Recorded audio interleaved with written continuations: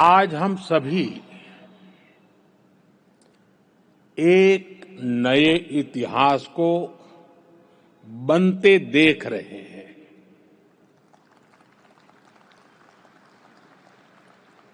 आज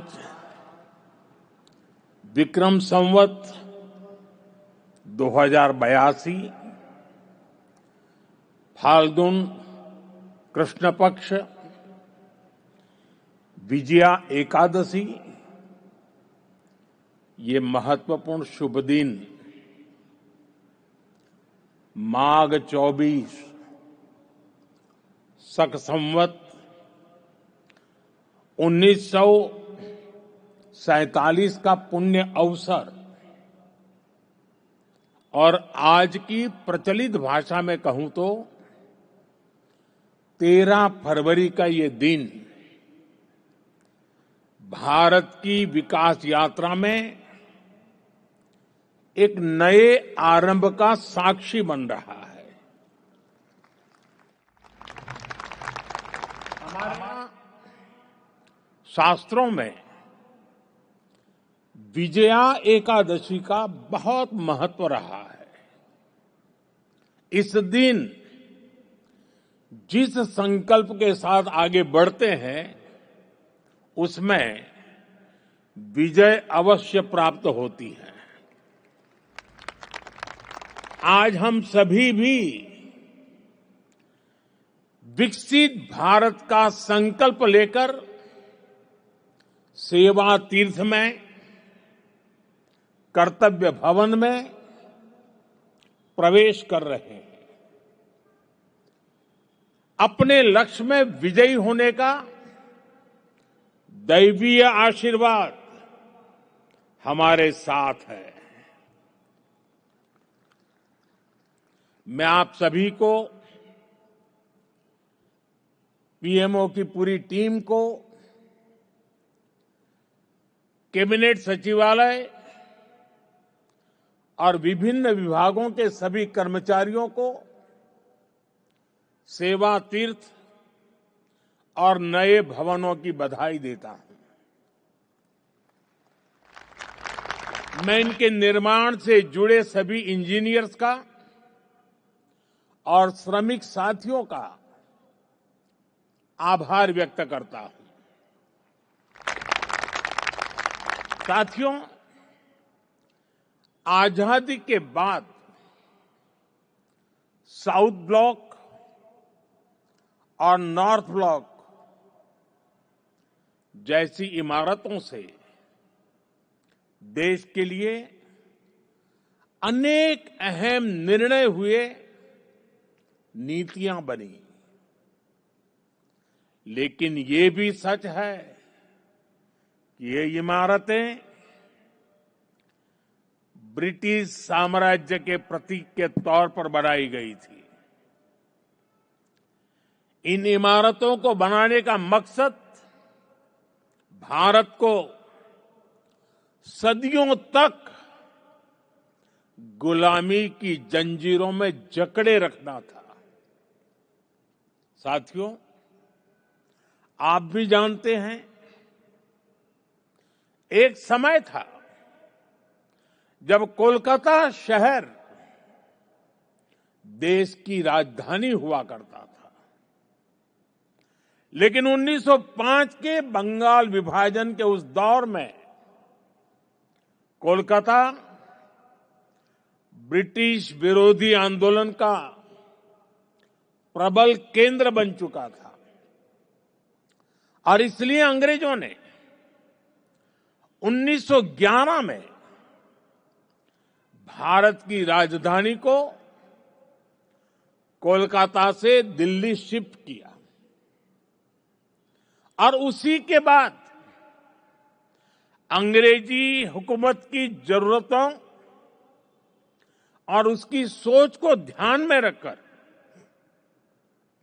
north block, south block जैसी इमारतें बनाने का काम शुरू हुआ। इसके बाद जब रायसीना हिल्स के इन भवनों का उद्घाटन हुआ था तब उस समय के वायसराय ने कहा था, जो नए भवन बने हैं वो ब्रिटिश सम्राट की इच्छाओं के अनुरूप बने हैं। यानी उस दौर में ये भवन ब्रिटेन के महाराजा की सोच को गुलाम भारत की जमीन पर उतारने का माध्यम थे।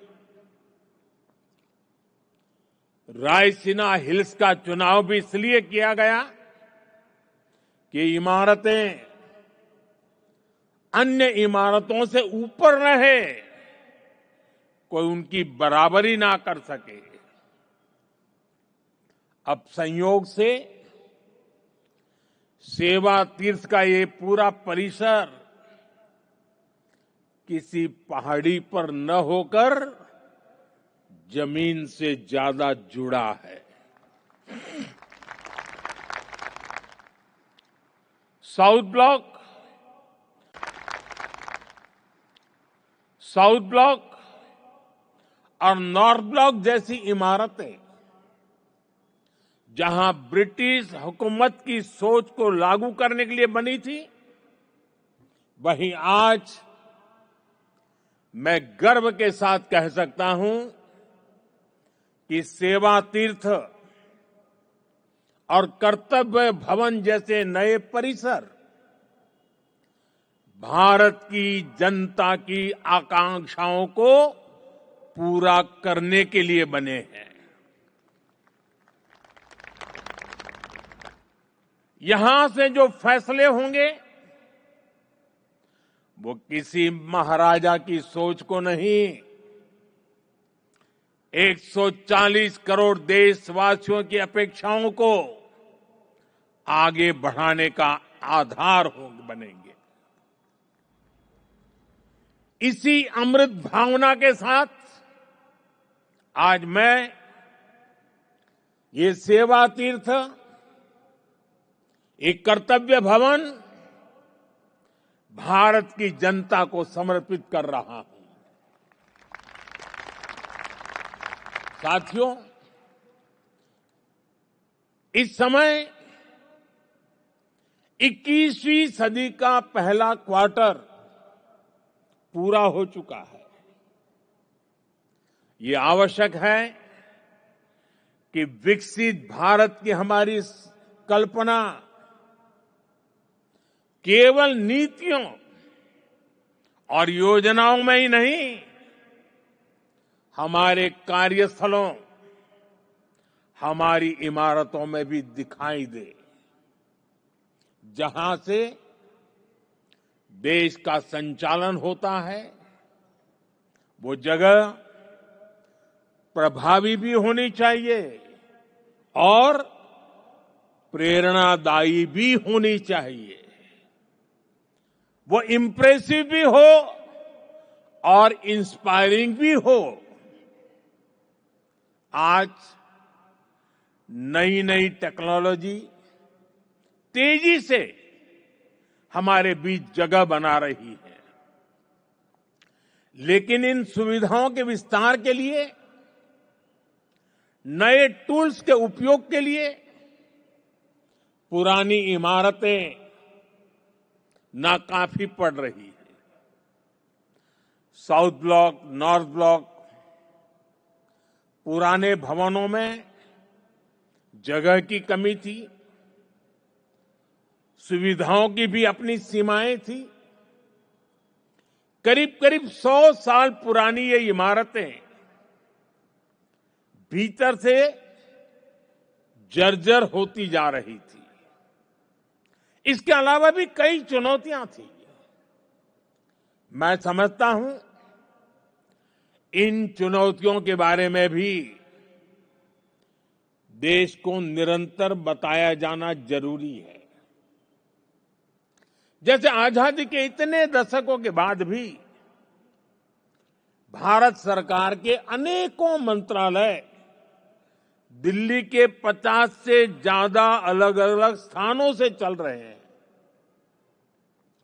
हर साल इन मंत्रालयों की इमारतों के किराए पर ही प्रति वर्ष 1,500 करोड़ रुपए से ज्यादा खर्च हो रहे हैं।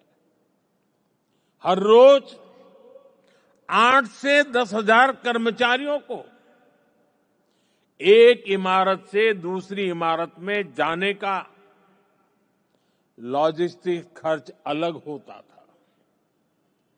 अब सेवा तीर्थ और कर्तव्य भवनों के निर्माण से ये खर्च कम होगा, समय बचेगा और कर्मचारियों के समय की इस बचत से प्रोडक्टिविटी बढ़ेगी। साथियों, इस बदलाव के बीच निश्चित तौर पर पुराने भवन में बिताए गए वर्षों की स्मृतियां हमारे साथ रहेगी। अलग अलग समय की चुनौतियों से जूझते हुए वहां से कई महत्वपूर्ण फैसले किए गए हैं।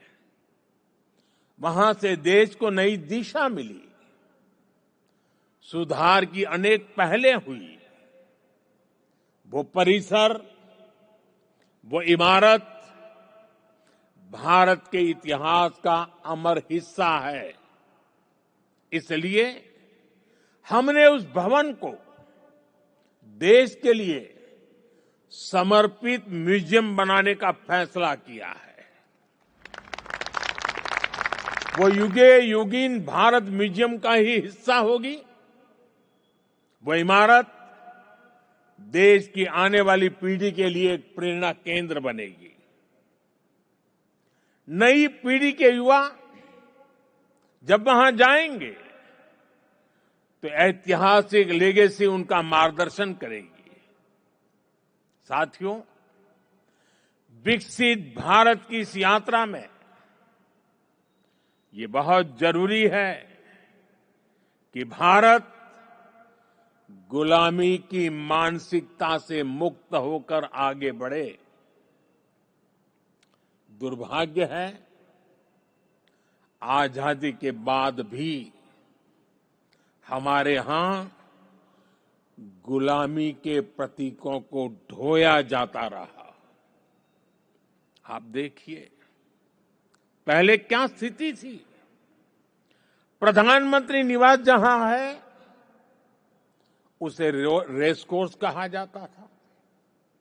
उपराष्ट्रपति के लिए कोई निवास स्थान तय ही नहीं था।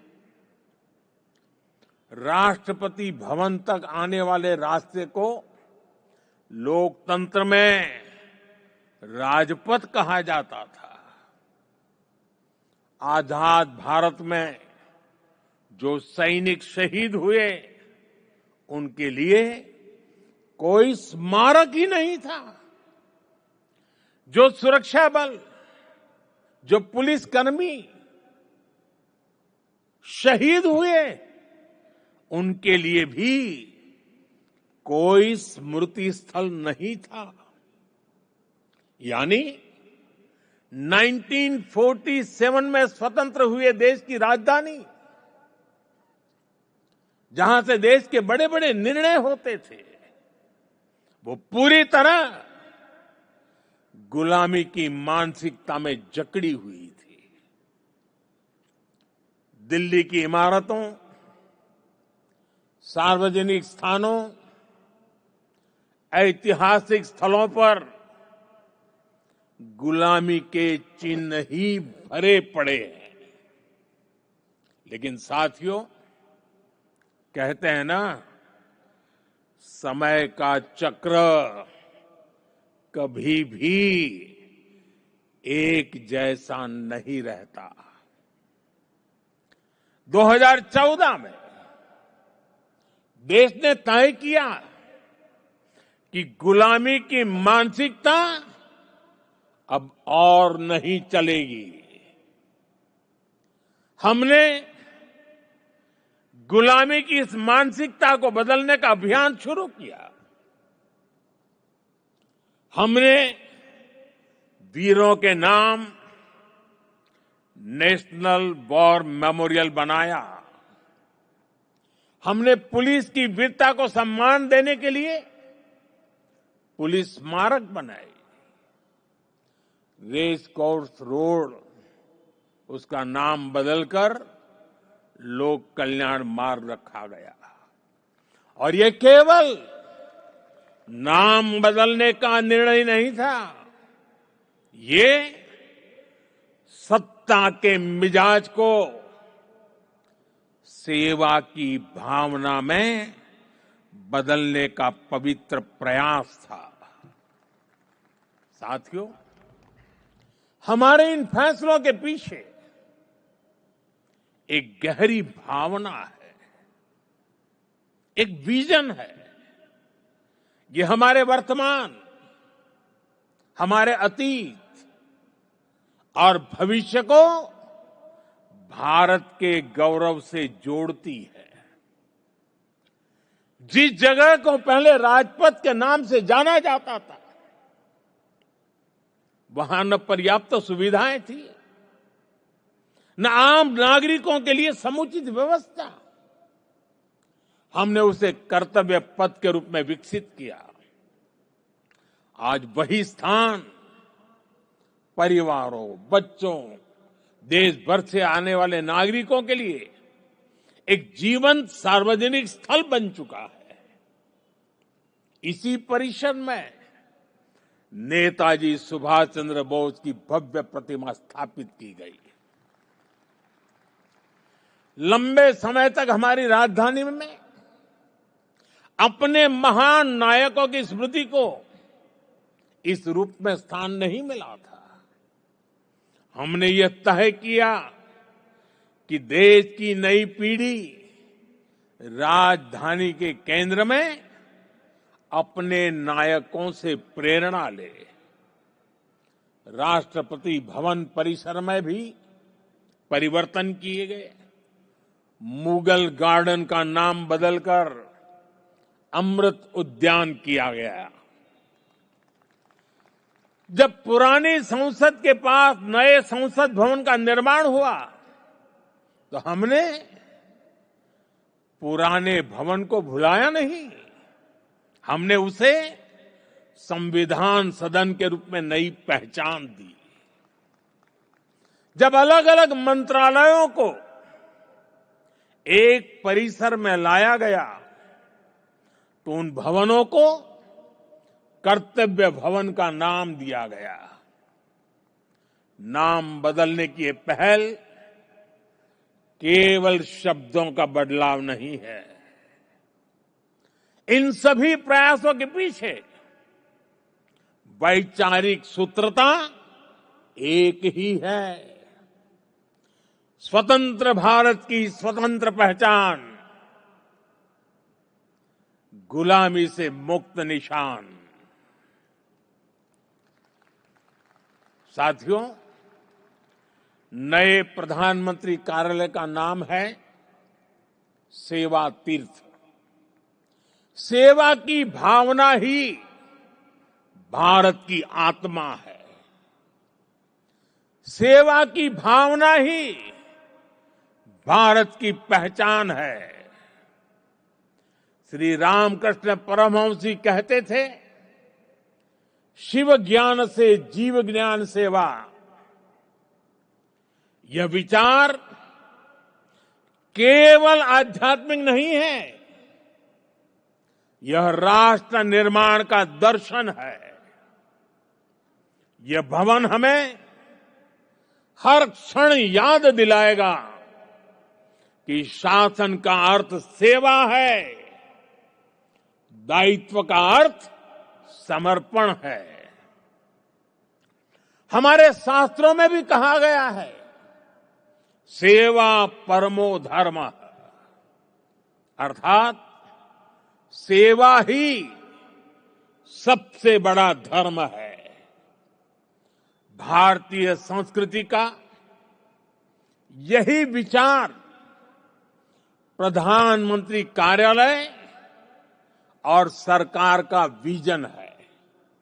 इसलिए सेवा तीर्थ ये केवल एक नाम नहीं, ये एक संकल्प है। सेवा तीर्थ यानी नागरिक की सेवा से पवित्र हुआ स्थल, सेवा के संकल्प को सिद्धि तक ले जाने का स्थल। तीर्थ का अर्थ भी होता है तरति अनेन इति तीर्थ, अर्थात जो तारने की, पार करने की क्षमता रखे, जो लक्ष्यों की प्राप्ति में सहायक हो, वो तीर्थ है। आज भारत के सामने भी विकसित भारत का लक्ष्य है, आत्मनिर्भर भारत का लक्ष्य है।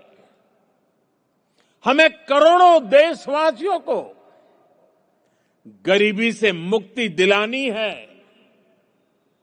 हमें देश को गुलामी की मानसिकता से मुक्ति दिलानी है, और ये काम सेवा के सामर्थ्य से ही सिद्ध होगा।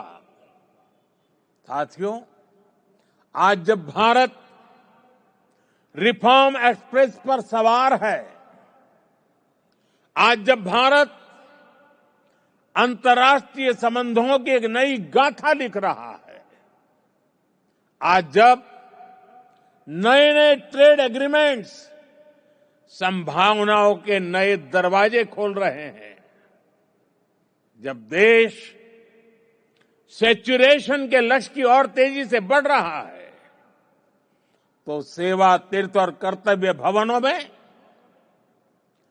आप सबके काम की नई गति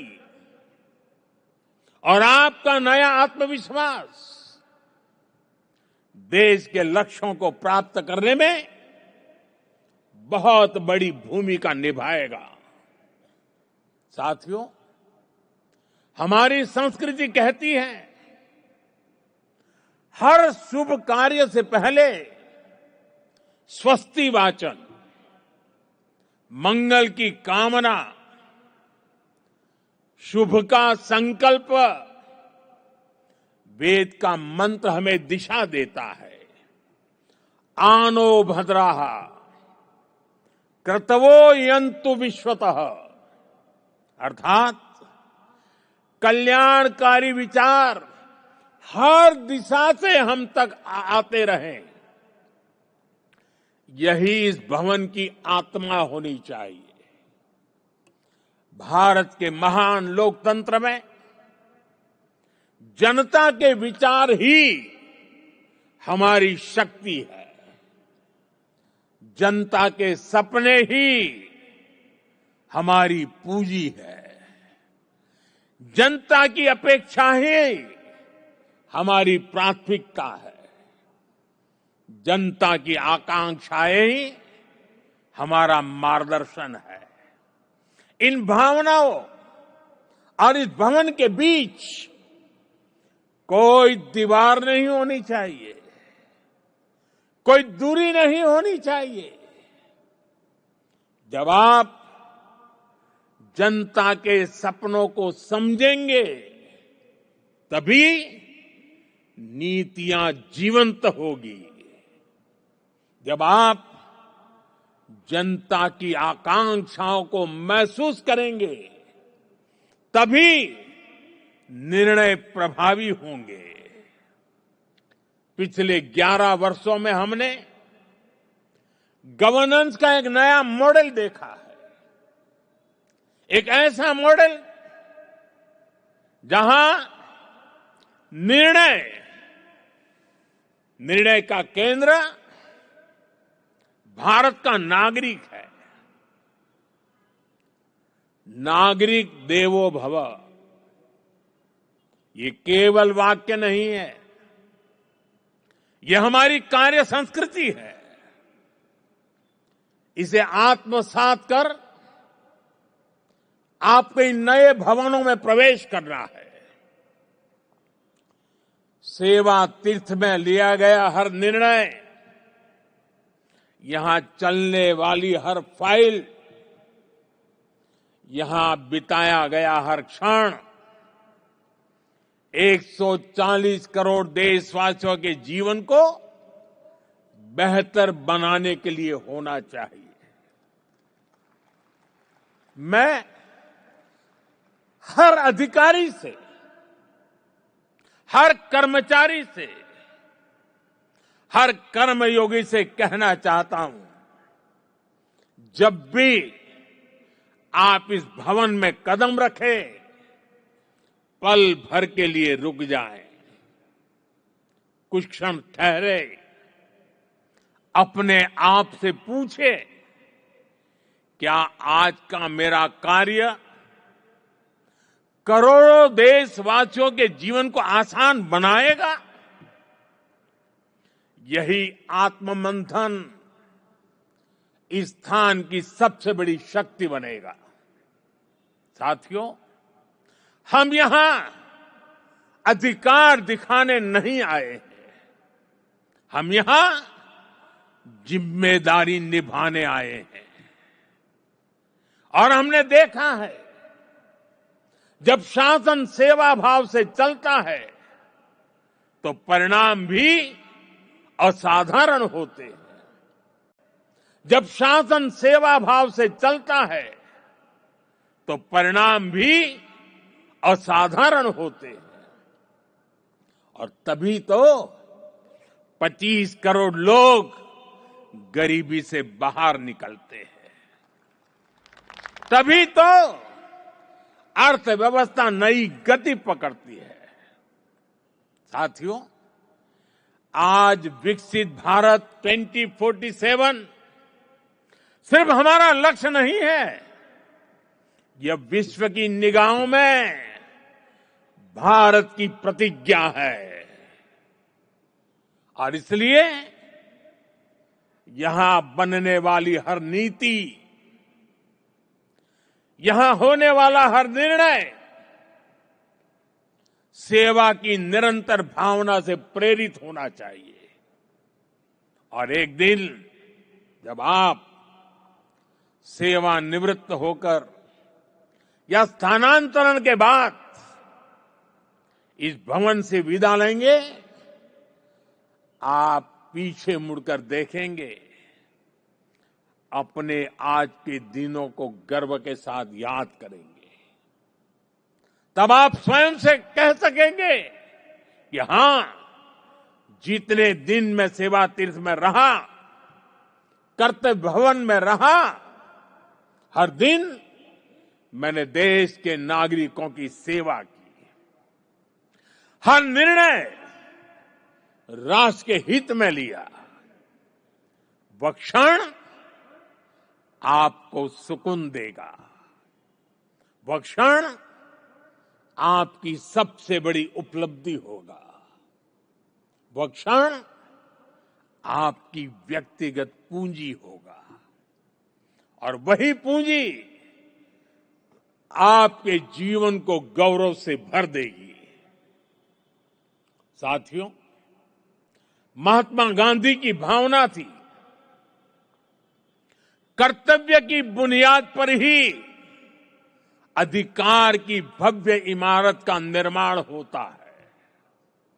जब हम अपना कर्तव्य निभाते हैं तो बड़ी से बड़ी चुनौती से टकरा सकते हैं, उसका समाधान कर सकते हैं। हमारे संविधान निर्माताओं ने इसलिए ही कर्तव्य पर बहुत जोर दिया है। और इसलिए हमें याद रखना है, कोटि कोटि देशवासियों के सपनों को साकार करने का आधार है कर्तव्य। कर्तव्य आरंभ है, कर्तव्य इस जीवंत राष्ट्र की प्राणवायु है।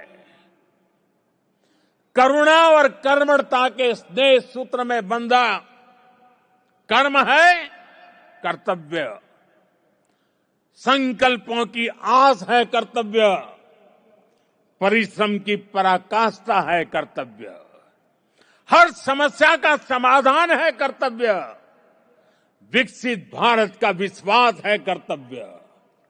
कर्तव्य समता है, कर्तव्य ममता है, कर्तव्य सार्वभौमिक है, कर्तव्य सर्वस्पर्शी है। सबका साथ, सबका विकास के भाव में पिरोया मंत्र है कर्तव्य। राष्ट्र के प्रति समर्पण का भाव है कर्तव्य। हर जीवन में ज्योति जगा दे वो इच्छा शक्ति है कर्तव्य।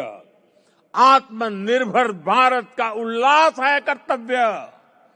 भावी पीढ़ी के उज्जवल भविष्य की गारंटी है कर्तव्य। मां भारती की प्राण ऊर्जा का ध्वजवाहक है कर्तव्य। राष्ट्र के प्रति भक्ति भाव से किया हर कार्य है कर्तव्य। नागरिक देवो भव की साधना का जागृत पथ है कर्तव्य। साथियों, कर्तव्य की इसी भावना से, इस भावना को सर्वोपरि रखते हुए हमें सेवा तीर्थ और नए बने भवनों में कर्तव्य भाव से प्रवेश करना है। साथियों, आज भारत तेजी से आगे बढ़ रहा है, एक नई ऊंचाई की ओर, एक नए युग की ओर। आने वाले वर्षों में हमारी पहचान केवल अर्थव्यवस्था से नहीं होगी, हमारी पहचान होगी गवर्नेंस की गुणवत्ता से, नीतियों की स्पष्टता से और कर्मयोगियों की निष्ठा से। सेवा तीर्थ और कर्तव्य भवनों में लिया गया हर निर्णय केवल एक फाइल का फैसला नहीं होगा, 2047 के विकसित भारत की दिशा तय करेगा। याद रखिए, 2047 का लक्ष्य सिर्फ एक तारीख नहीं है, वो 140 करोड़ सपनों की समय सीमा है। इस यात्रा में हर संस्थान महत्वपूर्ण है, हर अधिकारी महत्वपूर्ण है, हर कर्मचारी, हर कर्मयोगी महत्वपूर्ण है। मैं चाहता हूं सेवा तीर्थ संवेदनशील शासन का प्रतीक बने, नागरिक केंद्रीय व्यवस्था का रोल मॉडल बने। ऐसा स्थान जहां सत्ता नहीं, सेवा दिखे, जहां पद नहीं, प्रतिबद्धता दिखे, जहां अधिकार नहीं, उत्तरदायित्व दिखे। मुझे पूरा विश्वास है हमारा संकल्प इतिहास लिखेगा, हमारा परिश्रम पीढ़ियों को दिशा देगा। मैंने लाल किले से कहा था, यही समय है, सही समय है। आइए हम हर पल, हर क्षण का सही इस्तेमाल करें। हम राष्ट्र प्रथम की भावना से ऐसे पुण्य कार्य करें कि आने वाली शताब्दियां कहे, यही वह समय था जब भारत ने स्वयं के भाग्य को पुनः परिभाषित किया। यही वह समय था जब भारत ने अगले 1000 साल के उज्जवल भविष्य के लिए अपना मजबूत कदम नई ऊर्जा, नई गति के साथ उठाया था।